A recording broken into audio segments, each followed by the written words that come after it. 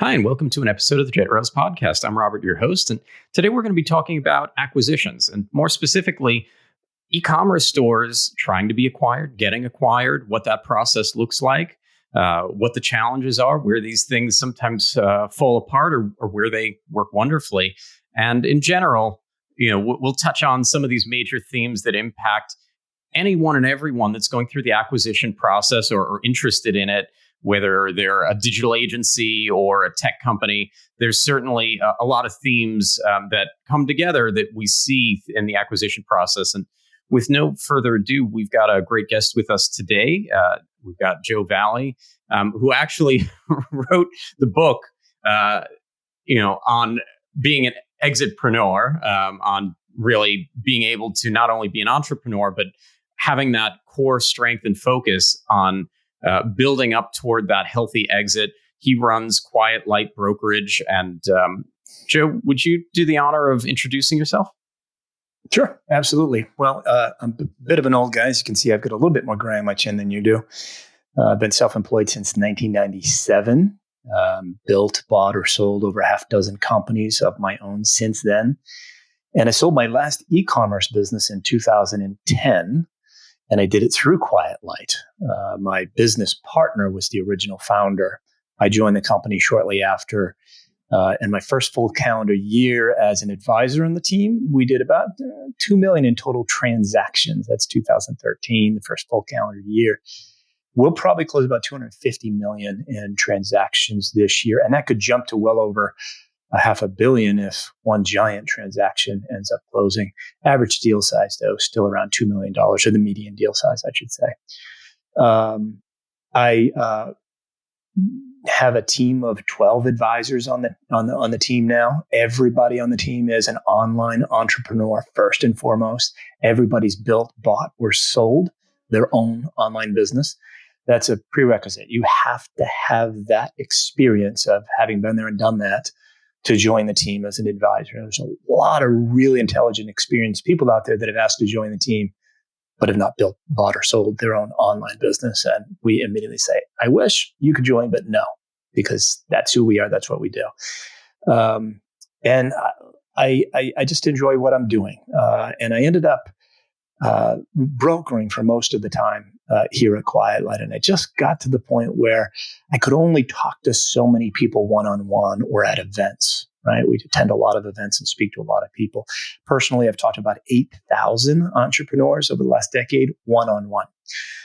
That's a lot of conversations. And I couldn't duplicate myself anymore. The team are individuals and they are who they are. So the way that I did that, the best way I could find a way to reach more people and multiply myself times 10 was to write a book. And it took me about 4 years in the process to write the Exitpreneurs Playbook. The first 2 years, I'll be honest, were me just fumbling around, not getting very far with it. And then I hooked up with the team that helped me really dial it in. It's a company called Scribe Media. And we dialed that in about 2 years, got the book published. We launched it in June of this year. And we're off and running, and I'm able to help a heck of a lot more people now understand the value of what is likely their most valuable asset, which is their business, and help them reverse engineer a pathway to an eventual exit. It's really a tool for them to learn what brings and plummets value in their business and eventually march towards an exit goal. So, in a general sense, are you seeing an increase in demand for these kind of acquisitions? I know that right now, interest rates are low. So, folks that have money to invest, that they want to be working for them, that they want to, be seeing returns grow, whether those are corporations that are sitting on cash, or whether those are entrepreneurs or others, that they're trying to find creative places to invest so that, they can keep seeing that kind of strong growth of their cash. Is that really playing out in the acquisition space? Yeah, demand's definitely up. We're doubling our total closed transactions over 2020. We have a bigger team, and the listings get larger with each calendar year. But there's just simply more comfort with buying e-commerce businesses. And by e-commerce, I mean content, SaaS, physical products, all of that, even service businesses, anything serving products and services online. there's just so much more comfort with the risk associated with those today than there even was just 5 years ago. If you go back 10 years ago, 11 years ago now, when I sold my business, there was not a ton of comfort with buying an online business, right? It's like, how do you actually, is this going to be real? Is it going to last? And who are these kids doing these things? Are they building real businesses? Well, the world's changed a lot in the last decade. And if I buy it, can I manage it? What what's it held together by? Because so many things were so custom at the time. There wasn't as much as much uniform process. Who's actually doing the purchasing at this point? Are they large companies that acquire a lot of small and medium businesses? Are they are these more one-offs? Yeah, it's about 50-50, really. If you go back, I'd say even just go back 3 years ago, it was probably 80-20, that 80% were just one-off individual buyers purchasing businesses. Now, they'd get good at it, and then maybe they'd buy another, a second, a third, or a fourth, right? We've got one individual, we'll call him, that has bought 5, but now he's not an individual because he's raised $50 million to buy more, right? So it's about 50-50 today. And it's because of what the label aggregator, which is a label for businesses that have individuals that are very well educated and very well connected, and they've raised a lot of money to buy online businesses. Those are aggregators. And there's probably 100 or so of them now. And because of their experience and exposure and getting in the news, they're actually driving up the value of these businesses more than what they were valued at even just 3 or 4 years ago. So it's a great time as an owner of an online business to exit. But at the same time, this trend is not going to end, right? I think these online businesses are only going to get more valuable, and the buyers of them are going to just see more value, and the prices are going to continue to climb, at least for the foreseeable future. Yeah, it's interesting. And I think sometimes for a business, you hit a certain plateau, and I was reading about it in the book as well, that you get to the point where, this was a great business that helped to allow for a certain lifestyle, a certain freedom of being your own boss, et cetera. But you grow to a point where the business needs so much more attention, whether it's to, because you've hit a certain plateau where you've got to double down in order to hit a next rung of growth, or it's just in terms of sustainability, it's already so large that, you can't get it for a vacation anymore. You can't leave it, that you've got these challenges, so, I'm actually going to twist that a little bit. What do you think the minimum size is for one of these businesses to be interesting to a potential buyer? Because if they're doing, I don't know, somebody just built up a side gig and built up a brand selling, I don't know, $50,000 a year of, drop ship products where they don't really have much there. Yeah. There's not a lot for somebody to be interested in buying there. There's a little bit of brand equity, but not much beyond it. There's still a buyer out there for that, though, Robert. It's people that are just getting started and don't have $500,000 or $1 million to spend on a business. They may want to buy a $15,000 or $20,000 business. That dropship business doing $50,000 a year in revenue may have, let's say it's got $15,000 in profit, right? 30%, or discretionary earnings, as it's called. That business, it might be worth, $45,000, $50,000. It's sellable. It's not sellable through Quiet Light because we've gotten to the point where we kind of have minimums, right? We generally play in the $250,000 to $25 million range. Now that $25 million, there was a point where we was going to say, okay, we're good at $10 million, nothing above 10. And then it got to 15 and 20 and 25. And now a member of our team is working on a $300 million listing. But the minimums, every business is sellable. It's just a matter of what, somebody's willing to pay for it. Back in the day, I sold businesses for as low as $5,000. And occasionally we'll broker something that's much lower in value, below $250,000 as well. But it's generally because we're working with a client that is targeting a much larger exit. And as part of that goal, they're going to peel off some of the smaller distractions that they have. And in some cases, it might be a business that might be worth $60,000 or $70,000. But they're all sellable. It's just a matter of how much money you can actually get for it. The smaller ones are sellable. The challenge, though, is, if you've got a small business, is it because it's only 6 months old? To me, that we wouldn't even take that on, right? Because it's too much risk for the buyer. And we don't want to put a buyer in that situation because not only is it small, but it's very, very young, has no track record. And with all of that comes a lot of risk. What's it built on? And why are you trying to sell it after 6 months? That's not good. So we don't even touch those. We look for, our goal is a minimum of 24 months old and $250,000 in value. We'll dip below the value and we'll dip a little bit below the 24 months, but it's buyers that dictate that 24 months, not us. They tell us, okay, we're not going to punish you in terms of the value if it's at 24 months. But if it's 18 months, it's getting a little young and we're going to take a little off the value in terms of the multiple because of the age. That's the risk factor there.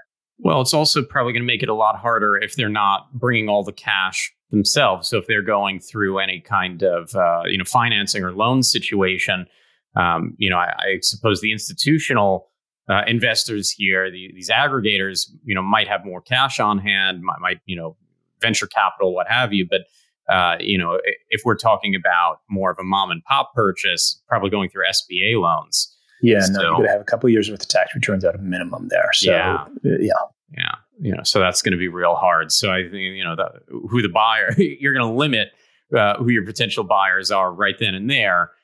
Nobody's going to give a loan on, it's just like anything else. If that business would have a hard time going to the bank for that loan, the people trying to buy that business are going to have a similar challenge.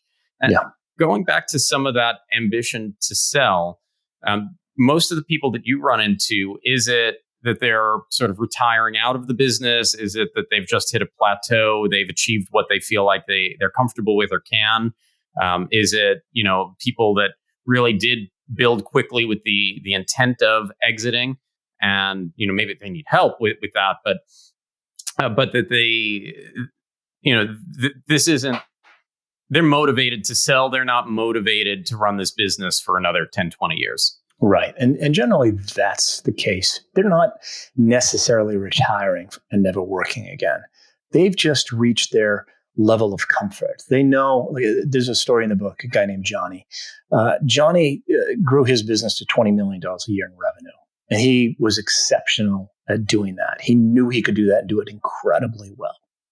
What he also knew, though, was that the business in the right hands could grow to $100 million in revenue, but it was going to take certain resources and, a factory in China, separate factory in China and locations and more staff than he wanted to have. And he knew that that wasn't going to fit in with his life.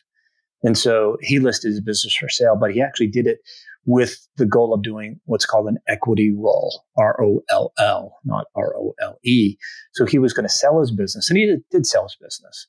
He put a value on it and sold 75% of that value, and the other 25% was an equity roll into the new company because he believed in the buyer and believed that the business could get to $100 million. And he'll have a second exit someday. He doesn't have to run the business. He's not grinding it out every day anymore. He's, kind of on the board, strategic advisor, and touches base, every quarter. But eventually he'll have a second exit, and that second exit will probably be larger. That happens occasionally, but most people, unfortunately, this is what happens with most people: is they just wake up and they're tired. They feel like they're over leveraged, and they say, "I'm done. I need to move on. How do I sell this? Can I sell this? I'm ready. I want to sell my business." They don't run the business with the goal of exiting. They don't position it that way. They don't plan for it. They don't, as I call them, train for it in the book.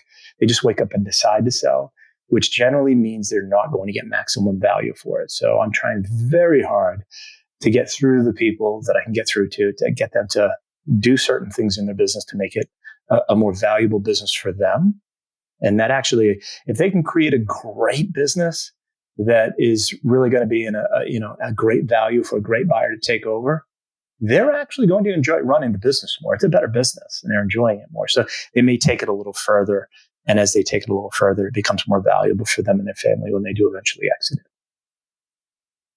Yeah. And from what I read, it sounded like a lot of the challenges that these businesses run into, they don't have the right team assembled for bookkeeping, accounting, trying to get through the exit in terms of, brokers and advisors and even on the legal side, attorneys to structure things properly, to advise well, to make sure that all goes smoothly. I noticed a lot of focus on bookkeepers, and that, it's amazing how many businesses haven't really set up their profit and loss statements, the P&Ls, to be ready for acquisition. That certainly, people want to be able to see a history, if they want to buy the business, a history of success and profitability. And if you can't establish that in a verifiable way, that is really really going to tamp down any good, strong possibility there. Yeah. I call it, I think it's a chapter I call, what buyers want. And within that chapter, I talk about the 4 pillars. And buyers historically have looked at risk, growth, transferability, and documentation. We've just formalized it, right? And under each pillar, I talk about 6 different functions. And when you get to the last one, documentation, suffice it to say, if you don't have a P&L on a monthly basis that we can look at, we can't really place a value on your business. There's a company out there called Centurica, Centurica. They're a due diligence firm. And Chris, the owner of that, we're friends with him now. We've referred a lot of business over to them. And he says the simplest way to tell that somebody's hiding something is if you're only able to get quarterly or annual P&Ls, right? We will not list a business for sale unless we get a monthly view of the P&Ls exported to Excel from your accounting software. Generally, it's QuickBooks or Xero. My advice is, you're not a bookkeeper. You're an entrepreneur. Just do what you do and outsource the bookkeeping to an e-commerce bookkeeping firm. And that, again, can be content, SaaS, service, whatever it is, business that you have. But these guys are experts at what they do. They'll do it well. They'll do it right, so that you get a report on a monthly basis that shows you how your business is doing. You'll be able to identify some things where you might be making some mistakes or wasting some money. I have a client that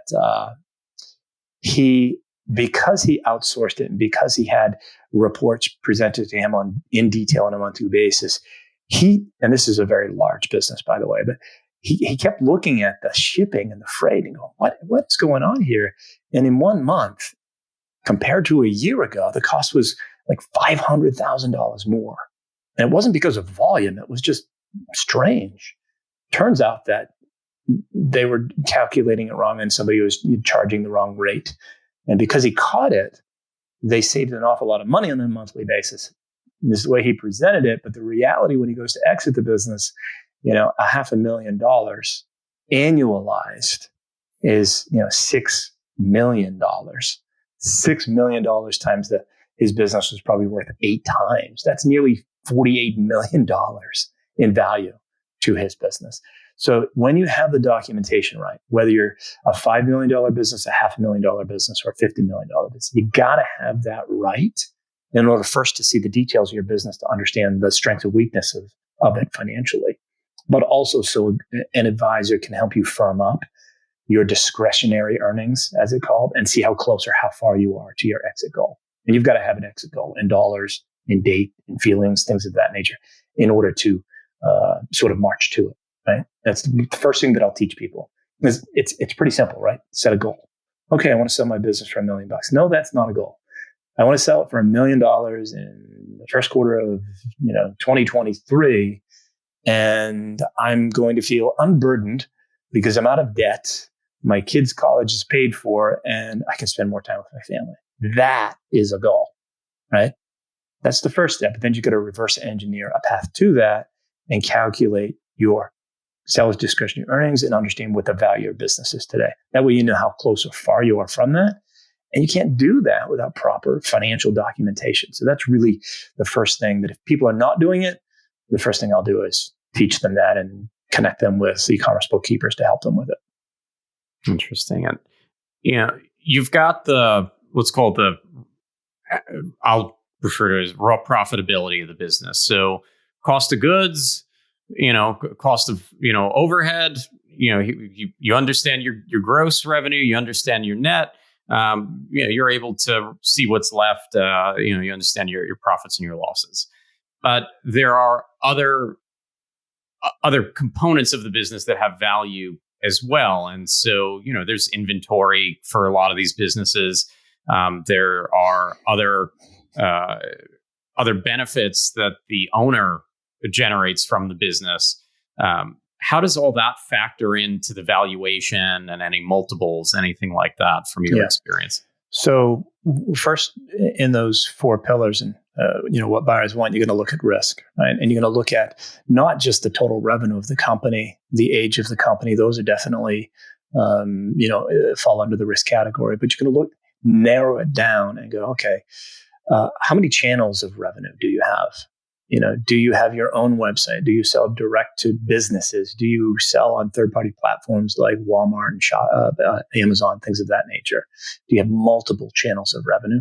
Or do you just have one, and is it a third-party platform where you don't own the customer, right? Much more risk if you only sell on Amazon and you don't own the customer versus if you sell on your own website. Yeah. Amazon can displace you overnight with their own white labeled products, or another seller can come in, or you can just get kicked off the platform summarily without a lot of good reason and have to duke it out with their different customer service or merchant service. Sure, and then departments. And then you can narrow it down to, even if you're on multiple platforms, do you only have one product? Are you a hero SKU company? That's a risk as well. Or if you're a service agency, you have 100 subscribers or 100 clients, but 70 of them are within one company and it's the individual employees? That's a risk as well. So buyers are going to look at all those aspects of risk, and those things come into the valuation pretty dramatically. Calculating your seller's discretionary earnings, which is what the multiple is applied to determine the total value of your company, is maybe 10% of it. The rest of the value and where it falls in a range is that risk, the growth trends, the growth opportunities, what you've launched for products or services or SKUs in the last 12 months, and then the transferability of the business. Is it easy? Is it incredibly hard? Can it even transfer? And then the documentation. That's all the other 80 to 90% that comes into that valuation. It's interesting. And, everyone always wants to focus on the multiple. Tech companies sometimes see 10x, 20x multiples, that they've got a lot of growth potential, and high profitability in so many of these cases. Then again, when you're dealing with, let's say, an agency that, that's building websites, or, at some other spectrum of the industry, maybe they're more likely to see, something in the single digits and the low single digits because they have to keep selling new clients and new work all the time. It's not quite as recurring a business model. It's not exactly subscription based for many of these. And so it's harder to prove out, what the future revenue is, because you've always got to be selling just as hard as you were last month. Where do these e-commerce brands fit in? And I mean, I should preface, is anything that I just said, fallen out of alignment with your way of looking at it? Great question. So so many people, as you said, want to focus on the multiple. And I get that question a lot. What multiple are businesses selling for these days? Whether it's a physical product, e-commerce brand, or a content or SaaS. That's one of the first questions they'll ask. And, I'm from the Northeast as you are, and I just want to be that wise guy and say multiple of what, right? Because they don't understand multiple of what. They're just hearing the water cooler talk that things are selling for a certain multiple. And so the first thing you really want to do is understand how valuations are done. And in the sub $25 million range, whether you are a physical products business, e-commerce as people call it, SaaS, content service, you are going to be sold as a multiple of sellers' discretionary earnings, or SDE. Now, how the hell do you calculate SDE? You run that profit and loss statement in QuickBooks or Xero and export it to Excel. And the bottom line, you're going to get net income, right? That's not SDE. Because if you're a owner-operator business and your net income is zero, but you pay yourself $500,000 a year, your business is not worth 4 times of zero. That $500,000 a year salary is what's called an add back, as are the cash back monies that you put in your pocket, as are your mobile phone is an add back, as is a lot of different things. There's an entire chapter devoted to add backs. It's the most missed thing that people screw up on when they're selling their business on their own. They don't do a proper add back schedule. So you're going to get that net income, and then the formula is simply net income plus add backs equals seller's discretionary earnings. So it's a multiple of seller's discretionary earnings, but the biggest mistake people make is they don't focus on the add backs, and they lose tens of thousands, if not hundreds of thousands of dollars in the value of their business when they sell it, either with a poor advisor or on their own. Now reverse this and say, well, okay, is this book just for online sellers? And the answer is no. If you're buying a business and you want to know whether you can get instant equity in the business that you're buying, you can look at the P&L and pick out what potential add backs are missed. And somebody might not have done an add back of, let's say, the cashback money that they get every year.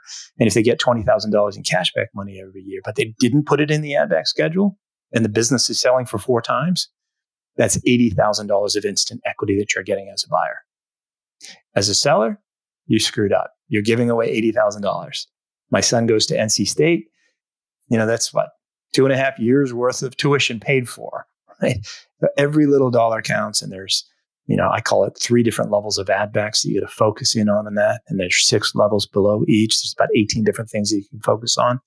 And so it's not just what multiple of things selling for, but it's a multiple of what. Calculate that properly. And then you can get into the multiples and valuation, things of that nature. Absolutely. And look, just like selling a house, there are expenses that you go through in the process. In the case of something like this, you're likely to have to pay the IRS. And there's other expenses that you definitely want to get what you're entitled to, what you're able to out of the process. Just like, if you had a couple of eyesores in your house that you'd probably fix them up before putting the house on the market.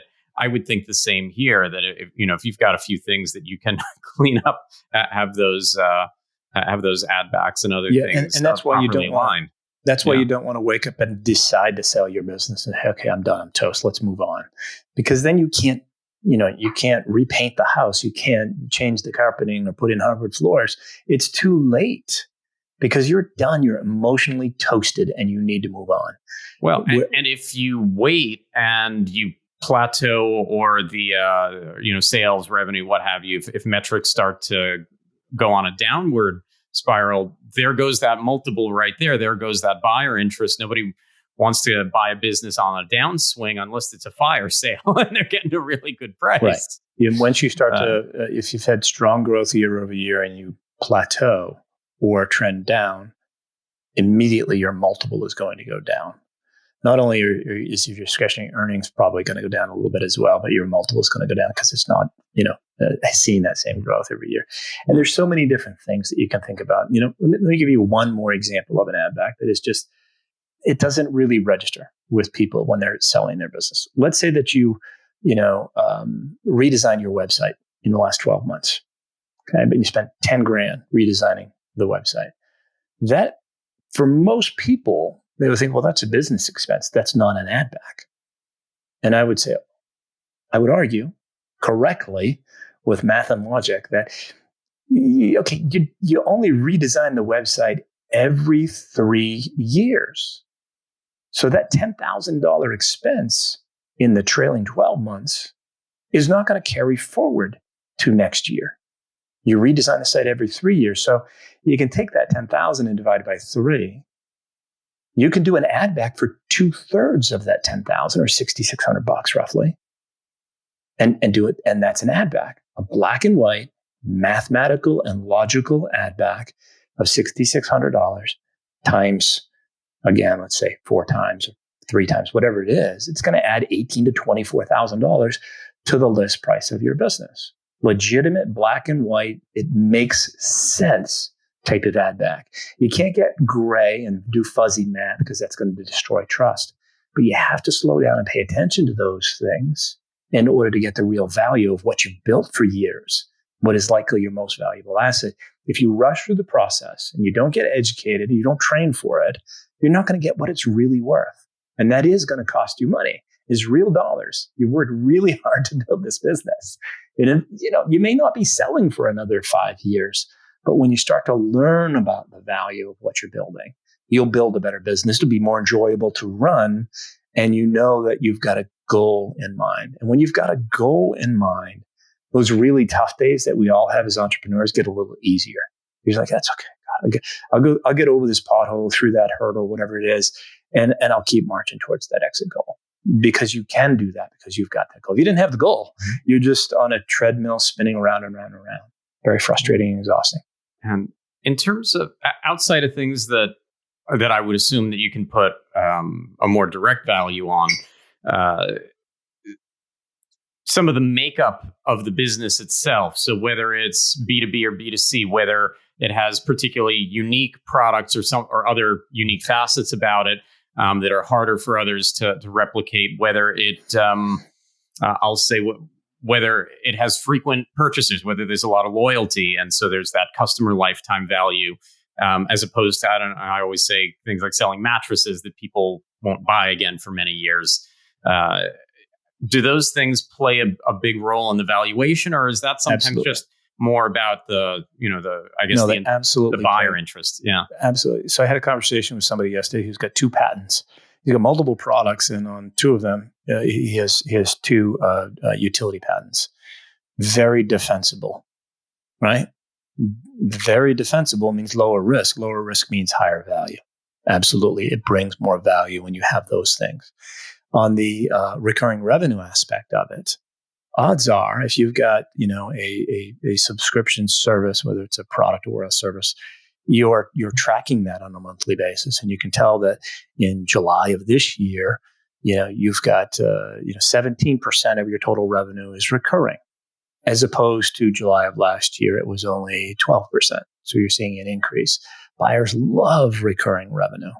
Right? It's money that just simply shows up every month if you take care of that customer, right? It's predictable. You know what's coming in. And that's much more attractive as, selling mattresses online would be. There's no question about it. Buyers love those types of things. So all of those little details play into the value of the business. Now, I can't tell you that because you've got recurring revenue, we're going to add an extra half multiple to your business. What I can tell you, though, is because you have recurring revenue in the value range, a multiple range of, call it 2.5 to 4.5, you're going to get pushed towards the higher end of it instead of the lower end of it. If you have only one SKU and it's all one-off sales and you're only 18 months old, you're going to be on the lower end of that multiple range. But when you're defensible, you've got recurring revenue and strengths of the business that just make it much more attractive to a buyer, you're going to get pushed to the higher end of that value range.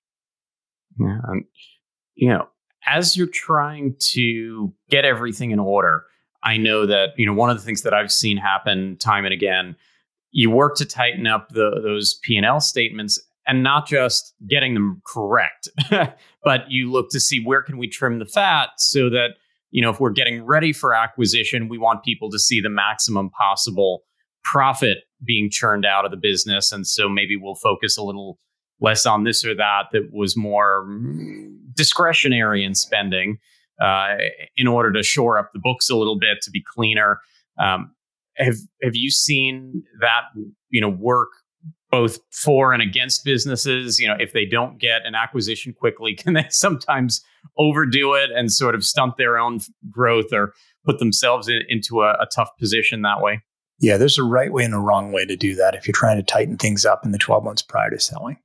The wrong way is to cut back on your ad spend because you're just going to cut back and save $5,000 a month in the last 3 months because that's going to catch up to you, or actually it's going to catch up to the buyer of the business. And they'll see year over year that your ad spend in the last 3 months is much lower than it was prior. And that means you're just cutting expenses to boost your discretionary earnings. And it's going to hurt the business in the long run. If you weren't selling the business, you wouldn't do that. That's the wrong way of doing it. The right way of doing it is if you pay your beloved brother-in-law to do customer service, and you overpay him. Let's say you pay him $30,000 a year to do customer service for, 10 hours a week. And most of those, responses in that 10-hour week are canned responses. You should fire your beloved brother-in-law, right? Let's say 3 to 6 months prior, and replace that person with a VA that is getting paid $5 to $10 an hour. They're very good at what they do, educated, outsourced, easy to transfer with a business. So not only are you going to save, let's say it's $20,000 a year, and you do an adjustment in the add back schedule for prior to when you fired your brother-in-law.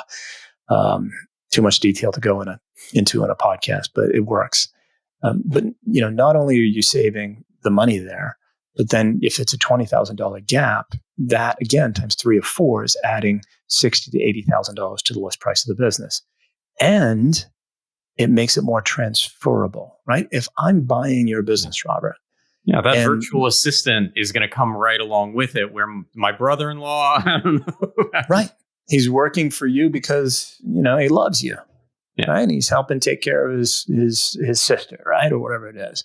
Whereas, he may not want to work for me. And if he's a key employee, let's just say he's not a customer service person. If he's a key employee that is still overpaid, but also a brother-in-law or brother, after the sale, he may not want to stick around. And that raises my risk and makes the business less transferable.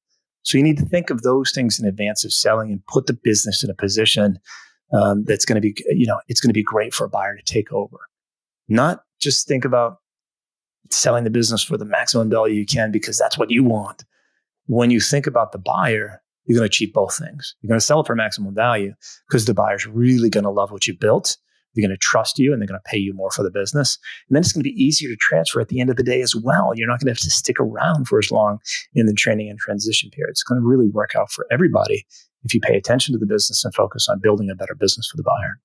So from the time that the business is ready to go up on I'll call it the auction block, but from the time it's ready for listing, how long does the process, for an average, I know that, each one is going to be different, but how long does it usually take to get through what I'll refer to as the advertising period of circulating this new listing and getting bids and getting through, once you accept a bid, getting through any additional due diligence and closing on the sale?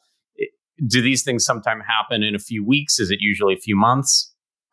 Well, if we're talking about the median, that's really the real number. Year to date in 2021, it's been 89 days. Okay. So that's from the time the business is listed for sale to the time that money changes hand, meaning the business is closed and the new owner takes over, 89 days. Now, that median number includes, in our situation at Quiet Light, some businesses that are $15, $20, $25 million, which naturally are going to take longer than the $500,000, million, $2 million listings. It's not going to happen in 10 days, though. I can tell you that right now. It shouldn't happen in 10 days because, no matter the size of the business, both parties should have an attorney involved once you're under letter of intent. You don't need one before that, but once you're under letter of intent, you engage an attorney so that, partway through due diligence, if you're feeling good about each party's feeling good about it, the asset purchase agreement, the contract to sell the business, can be drafted and worked on. That's a necessity. Mm-hmm. So, you can't really do that well in 10 days because unfortunately attorneys take vacations and they have lives and there's some back and forth there and you've got to allow some time for that as well. And there's back and forth. There's redlining of these agreements in many cases, and you're not necessarily going to just, get through it in a day. That would be lovely, but everyone's trying to protect themselves in these situations. Yeah, it's funny. There's one attorney firm that we work with often. We work with many often, but there's one in particular that I see them on both the buy side and then I see them on the sell side. And they fight tooth and nail for certain things on the buy side, and then they fight the opposite things on the sell side.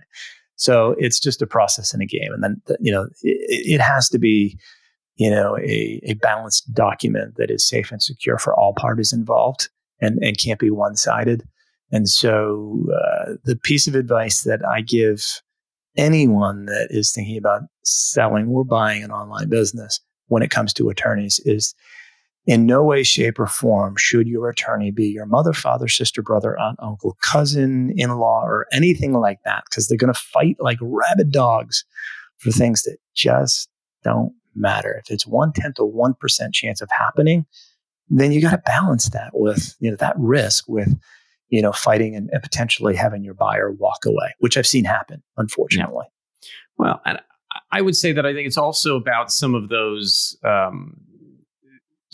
fringe things that come up in some of these agreements. So, for example, if there are contingencies in the buyout, where the seller isn't going to get all the money up front, you've got to be really careful at that point. You're not in control, and so you have to, you never know who you're selling to the way that you think you do or want to, but at that point, you might have some kind of an agreement to stay on in there. You might have contingencies that the business has to perform in certain ways in order to achieve certain things. You might, be structured to get some monies later down the line. You've got to make sure that if, that things are properly guaranteed by the seller. I've experienced some of these things firsthand, but reading the book, there were some interesting refreshers for me. There are these things that come up, and obviously it's nice when everything's just a simple, whether it's cash or whether it's cash that comes through a loan, but it's nice when everything's funded and you're done and you hand over the keys and you walk away.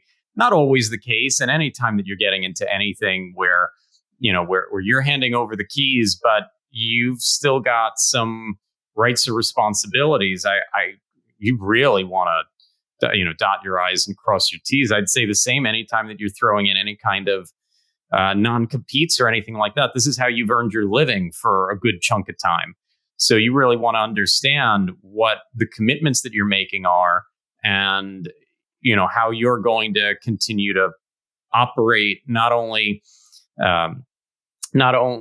financially well, but I think, mentally and physically well. This is what you've devoted yourself to for a period of time. Sometimes, you might want to do something in a different area of that industry, or in a different, to a different segment or community or what have you.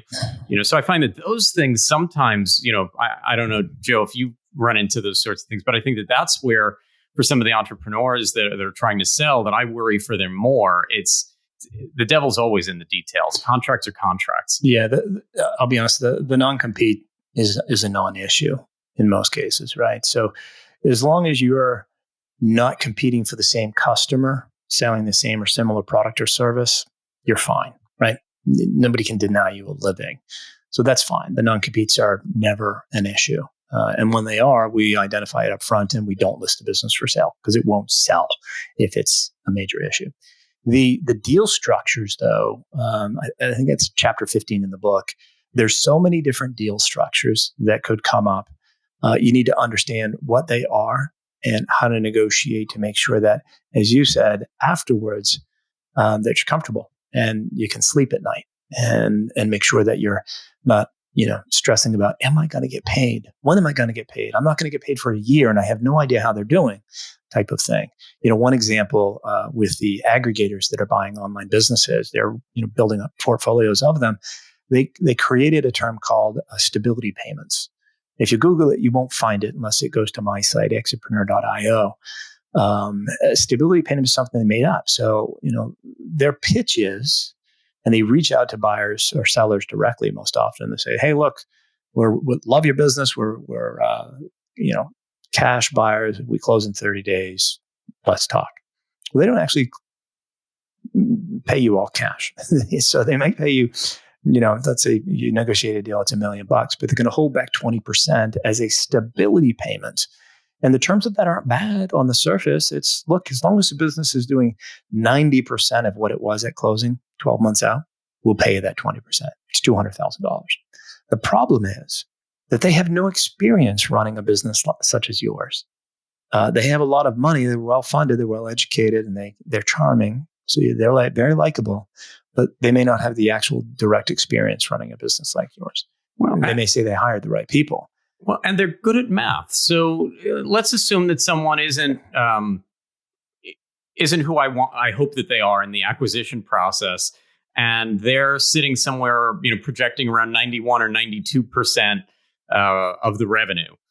It's pretty easy to adjust things so that you hit the 89% and save that final payment on it. I don't think that most people try to run a business that way, but I've seen stranger things happen in the real world. Yeah, well, I wouldn't worry about that. Yeah. I would focus more on, what if they just simply screw up and they run out of inventory 3 weeks prior to that 12-month mark, and instead of being at 91, they're at 89 or 89.99.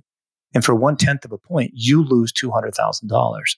Therefore, we talk about that particular scenario in chapter 15, where we say, look, if you're going to accept a stability payment, you've got to do it on a sliding scale.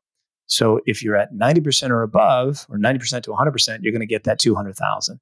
If it's 80 to 90% or just below, you're going to get $150,000.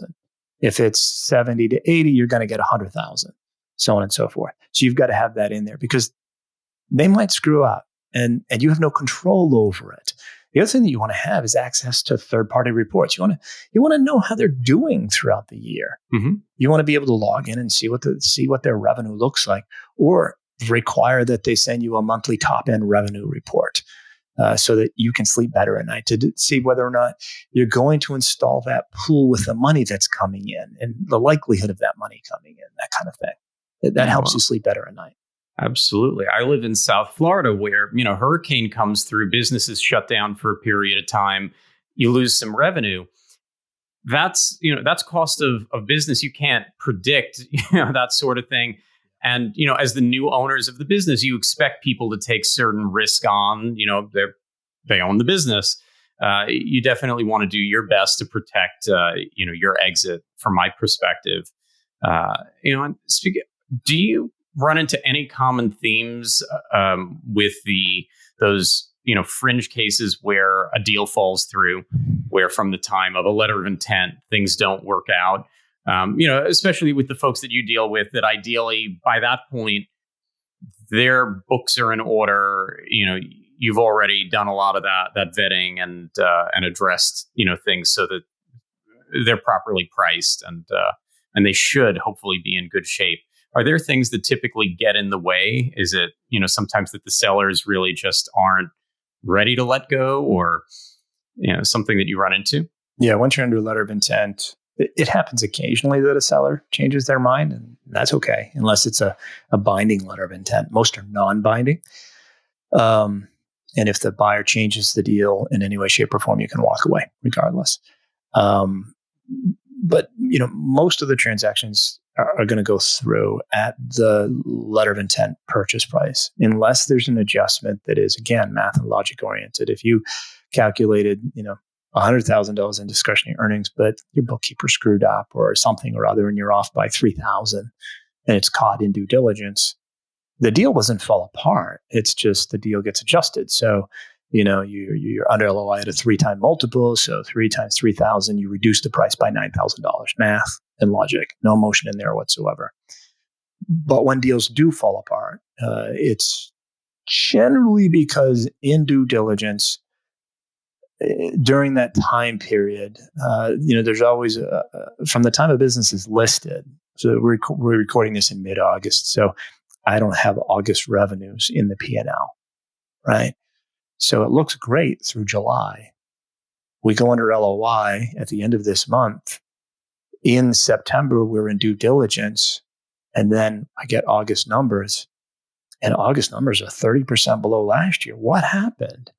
You didn't run out of inventory. It's just that competition came in and business is looking really bad. It fell off a cliff, right? And that makes me really nervous as a buyer. So I'm out. That's usually why something will fall through. I have been in situations though where I've had a seller that had a deal under contract for $5 million, and I'm driving home on a Saturday afternoon from a funeral, sad day, and then this client calls me. Nobody calls me on a Saturday, right? And he gets nervous and he's like, "Joe, I wanted to talk to you." I'm like, "What's going on? What's going on?" Let's call him Victor. He said, "Well, I don't know if I can do this deal." I said, "Okay, it's your business. Well, what's the situation?"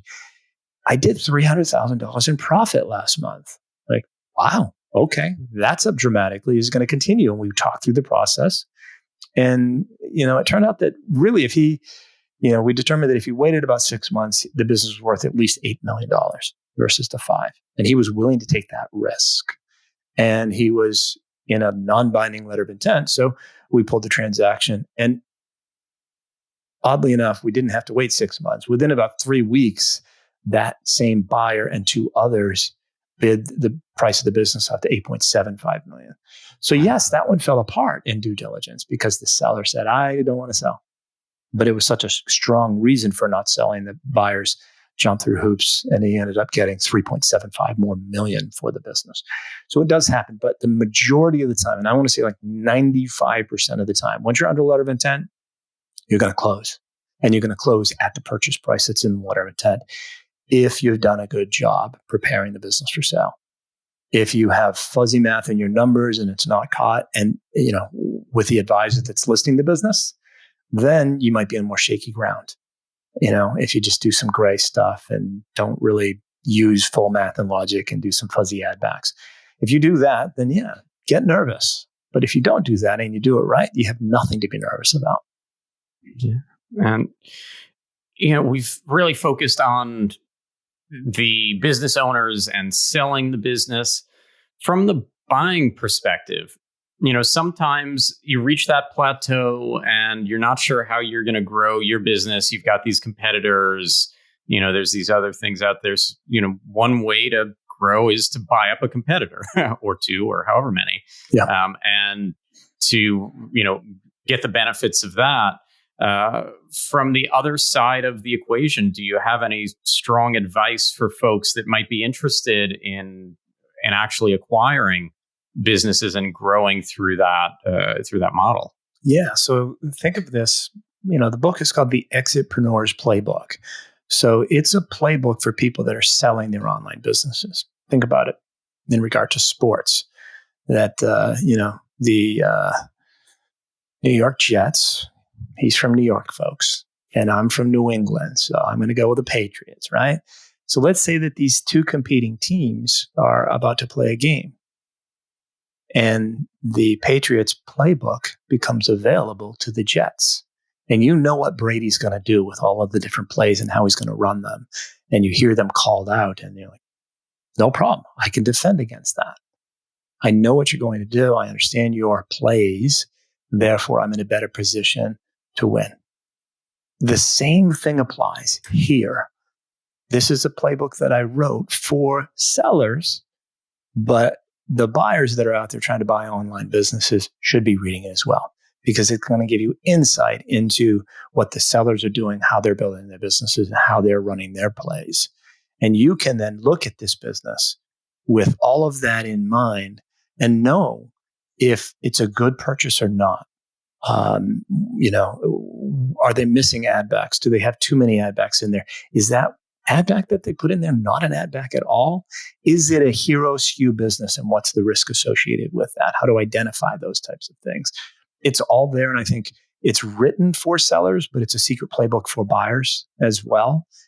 And I honestly, I think the sad thing about this world that we live in is that I think buyers will digest this more so than sellers, because they're about to put their money on the line. They're about to spend $1 million, and this is a total playbook. They're going to see the Patriots, playbook, and they're going to buy that book because they want to protect their investment.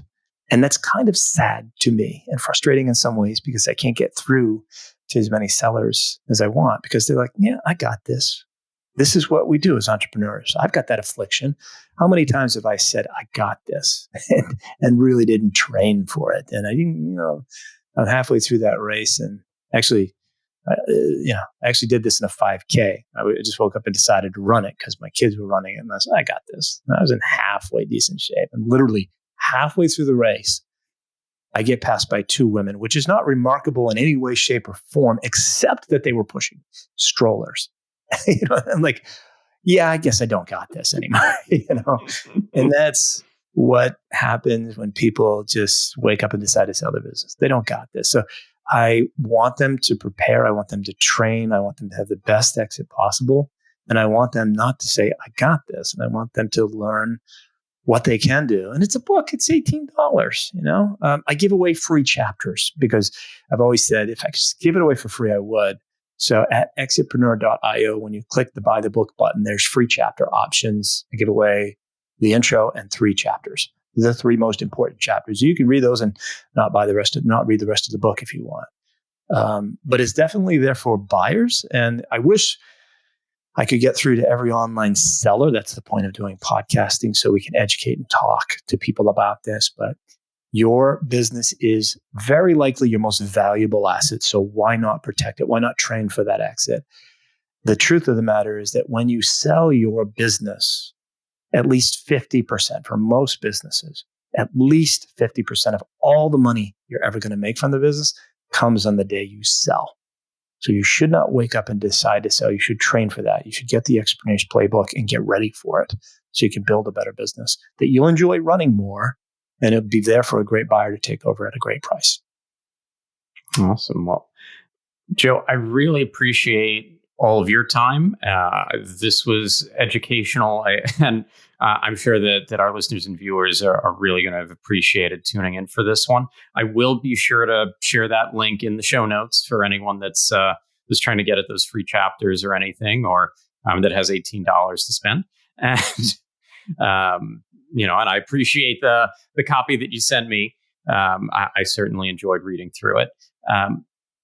To those listeners, as always, thanks for tuning in. Stay safe, stay healthy, happy selling out there, and and keep working on that business so that you get that nice retirement, or you get to take on that next challenge like you're looking for.